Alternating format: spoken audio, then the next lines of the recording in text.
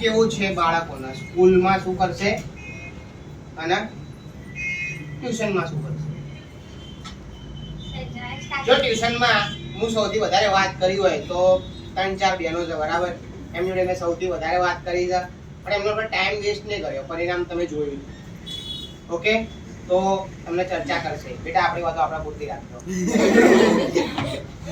સૌથી પહેલા તો અંકિત સર અને સાગર સરને બહુ થેન્ક યુ, કેમ કે એમના કારણે જ આગળ આવ્યા. એમને બહુ ગાઈડન્સ આપ્યું અમને કે શું કરવું શું ના કરવું.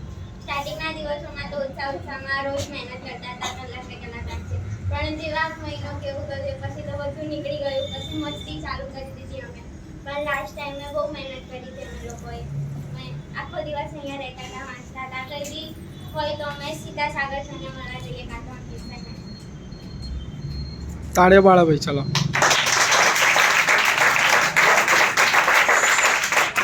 બીજી પરીક્ષાનું પરિણામ 66% એને પોતાને પૂછી લેજો બરાબર.